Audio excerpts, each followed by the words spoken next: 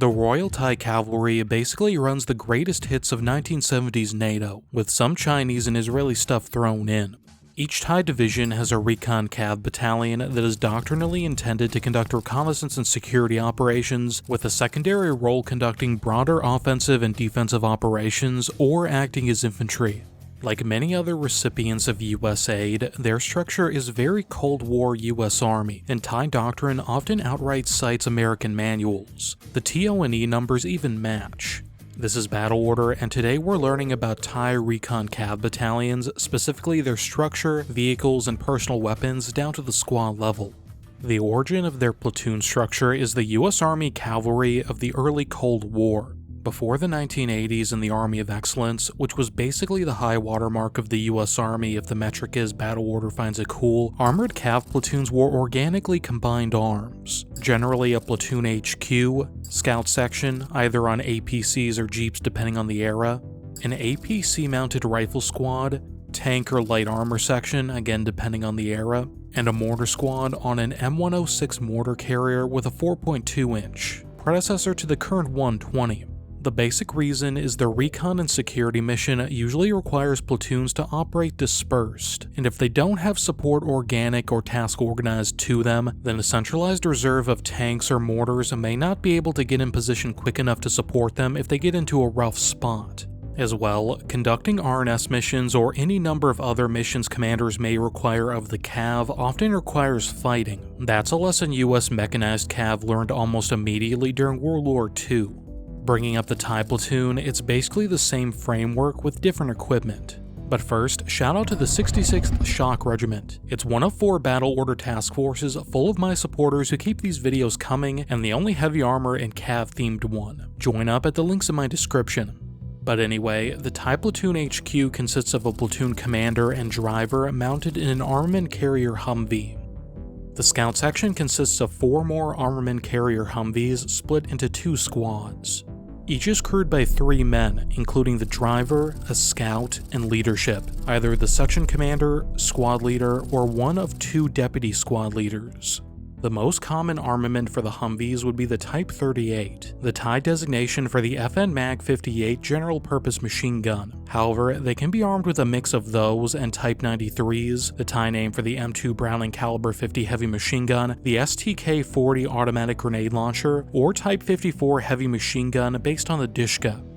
Individually, the Humvee crews are intended to be armed with rifles chambered in 5.56 NATO, ideally the American M16A1 or A2, or in some units of the 1st Area Army, the TAR-21 Tavor, which Thailand imported from Israel beginning in 2009. Oh my god, bro. Oh, hell no, man. What the? The drivers are also generally grenadiers, armed with either the underbarrel M203 on an M16 or a standalone M79 grenade launcher, often without another rifle or sidearm. As for the infantry component, there are basically 2 versions of the rifle squad, same personnel but different vehicles. Cav units in the 1st Cavalry Division and the infantry divisions use the American M113A2 or A1 armored personnel carrier, generally armed with an M2 Browning and 2 rear-mounted Mag 58s, much like American and South Vietnamese ACAV units during the Vietnam War. Units in the 2nd Cavalry Division King's Royal Guard, meanwhile, use the Chinese Type 85, which Thailand imported beginning in 1987. These are armed with Type 54 HMGs in lieu, which came with the Type 85s. The squads themselves are identically structured though, with the squad leader, deputy squad leader, machine gunner, assistant machine gunner, radio telephone operator, 4 riflemen, one of which is a designated grenadier, and driver. The machine gunner is armed with the Mag 58 machine gun, while everyone else is ideally armed with a rifle chambered in 5.56, except the grenadier if they're saddled with the M79 Thumper. If the squad dismounts one of the mounted Mag 58s on the M113, the assistant machine gunner could man it for 2 dismounted GPMGs in the squad.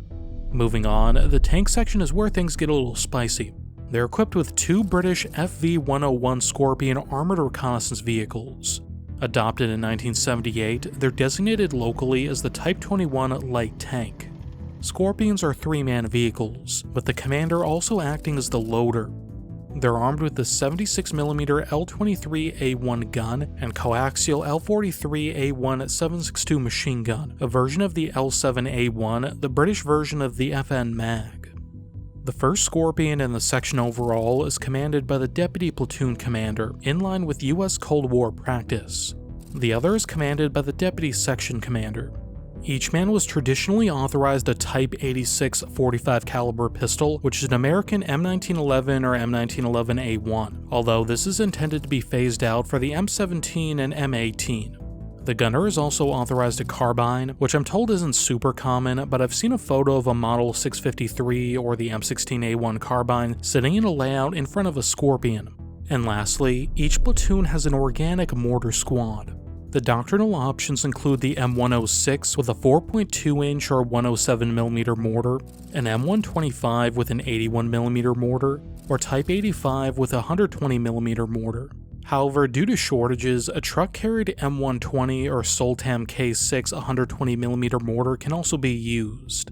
The squad itself consists of a squad leader, gunner, assistant gunner, driver, and 3 ammo bearers. Moving up the chain, the overall Thai Recon Cavalry Company consists of 3 of these platoons plus a company HQ.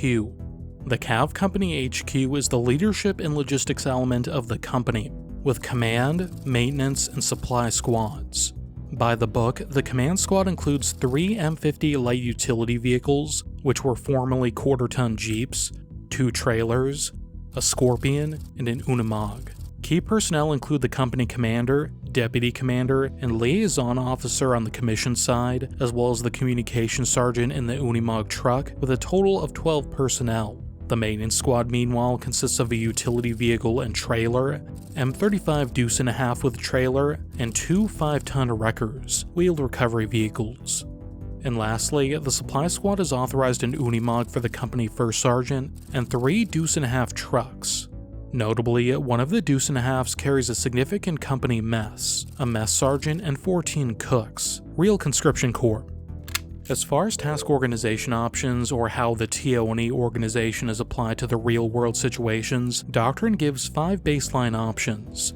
The most basic task org is basically no task org at all, the platoons keeping all of their organic assets mixed together and all platoons forward. It's said that this is for conducting operations over large areas, including all reconnaissance operations. This provides each platoon the freedom to pursue its recon objectives independently. For example, if an isolated recon platoon has to rapidly deploy from the march into a defensive position, the tanks, infantry, mortars, and the platoon commander would deploy into the defense, while each scout squad would set up outposts on the flanks. Each platoon has all of the ingredients to fight a combined arms fight.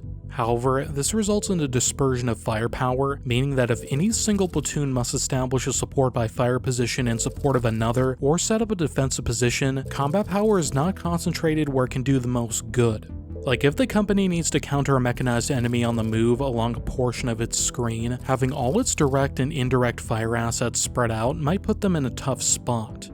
The second option detaches the 3 mortars from the Cav platoons and concentrates them at the company level under the Deputy Company Commander. This concentrates the company's indirect fire assets, allowing for 3 tube fire missions to support the entire width of the company's front. In other words, instead of each platoon only having 1 mortar in support, if one platoon makes contact while the other 2 are out of contact, then all 3 mortars can be used to support the 1 platoon. If the company is operating with only 2 platoons forward, potentially because their operational area is small or they need to maintain a reserve, all the mortars could be attached to that second echelon platoon. That's the third doctrinal option. More radically, if the company is assigned an offensive mission where concentrated combat power is required, the scout sections, rifle squads, and light tanks could be concentrated into dedicated unmixed platoons, each under a platoon commander and a Humvee, while the deputy company commander takes the 3 mortars. When terrain is suitable, the scout platoon would provide flank security to the company, while the infantry and light tanks would form a combined arms team, and the mortar platoon would act as fire support. In this case, the infantry and tanks would be the main effort. However, if the terrain is complex, the task-organized scout platoon and rifle platoon could be under the company commander as the main effort, while the light tank platoon and mortars constitute the supporting effort under the deputy company commander. Basically, the light vehicles and dismounts take the lead in harsh terrain where the armor can't go, while the Scorpions and mortars support. Now, we're pretty cav-pilled here, rest in peace, so I've explained recon and security operations several times. It's basically identical to US doctrine, finding out information, protecting the supported unit, sometimes through combat, economy of force, etc. I won't bore you, but check out this RNS playlist if you want to learn more about recon units like this. I'll see you over there.